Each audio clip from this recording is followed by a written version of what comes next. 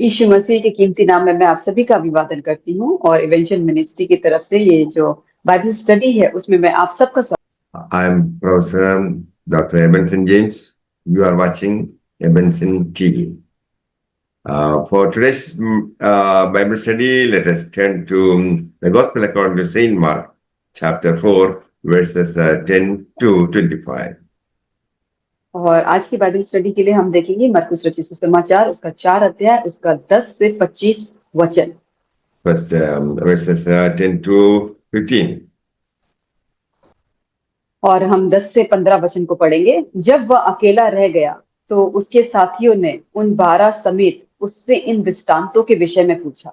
उसने उनसे कहा, तुमको तो परमेश्वर के राज्य के भेद की समझ दी गई है, परंतु बाहर वालों के लिए सब बातें दृष्टांतों में होती हैं, इसीलिए कि वे देखते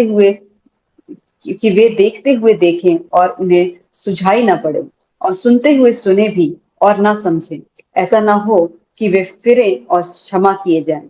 फिर उसने उनसे कहा, क्या तुम यह दृष्टांत नहीं समझते? तो फिर सब और दृष्टांतों को कैसे समझोगे? बोने वाला वचन बोता है जो मार्ग के किनारे की हैं, जहां वचन बोया जाता है।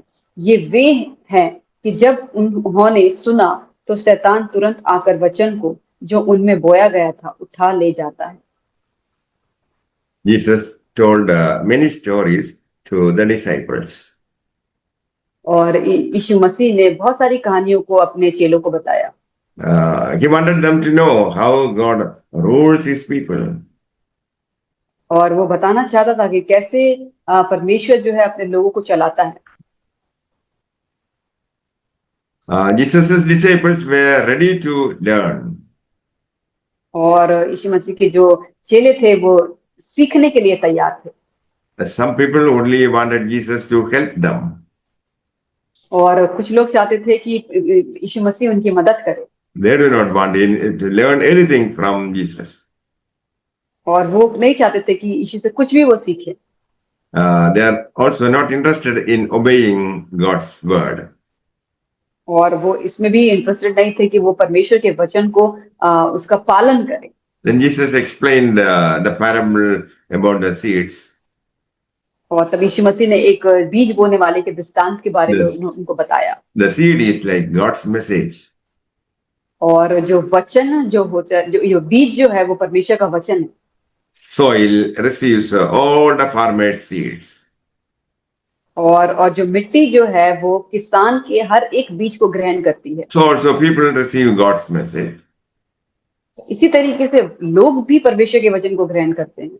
But all the seeds do not fall in the same place.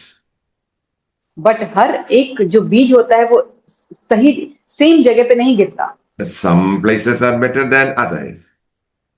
और कुछ जगह होती हैं दूसरी जगह से अच्छी होती है, बेहतर होती है। People are different from each other.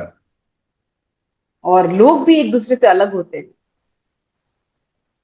Some people obey God if they hear his message. और कुछ लोग जो है परमेश्वर के वचन का पालन करते हैं अगर उनके वचन को सुनते हैं तो। Other people do not obey God. और कुछ लोग होते हैं जो परमेश्वर के वचन का पालन नहीं करते। Some people who hear the word immediately, Satan takes it from them.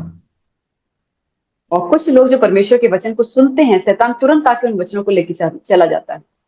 Some people begin to obey it, but soon change their mind. और कुछ लोग उसको पालन करने का कोशिश भी करते हैं, लेकिन फिर तुरंत ही अपने मन को बदल देते हैं। They may think about their troubles.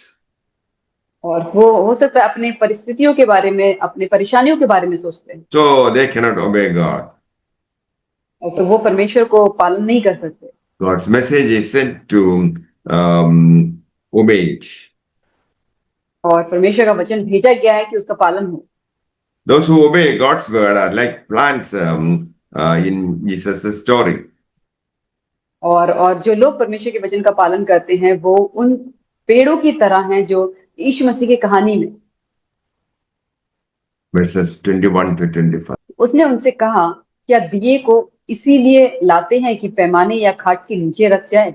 क्या इसीलिए नहीं कि दीवट पर रखा जाए? क्योंकि कोई वस्तु छिपी नहीं, परंतु इसीलिए है कि प्रकट हो जाए, और ना कुछ गुप्त है, पर इसीलिए है कि प्रकट हो जाए। यदि किसी के सुनने के कान हो तो वह सुन ले। फिर उसने उनसे कहा, चौकस रहो कि क्या सुनते हो।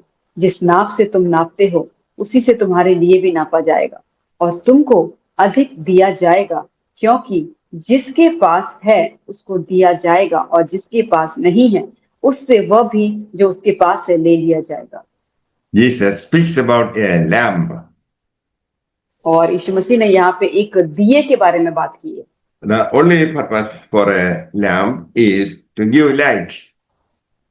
और एक दिए का काम सिर्फ यही होता है कि वो उजियाला दे, ज्योति को दे।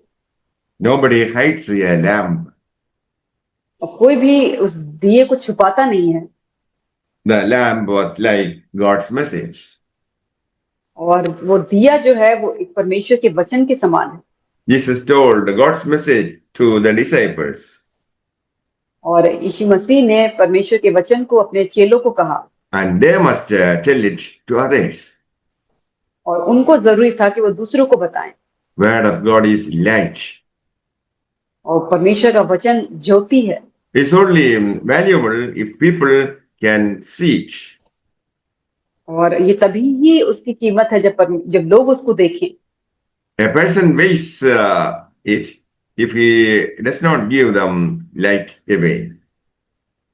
और अगर एक इंसान उसे खराब कर देता है और वो उस लाइट को वो नहीं देता है। So God wanted the disciples to take his message to many people. और इसीलिए परमेश्वर ने अपने चेलों से कहा कि उसके समाचार को ले और बहुत सारे लोगों के पास लेके जाए। If they did it, they would not lose the message. और अगर उन्होंने ऐसा किया होता तो उस समाचार को वो लूज नहीं करते। Instead, they would receive even more. और उसके बदले उन्हें और भी बहुत आयत से मिलता। May the Lord bless you all with these words. Amen. परमेश्वर आपको इन वचनों के द्वारा आशीष करे। आमीन।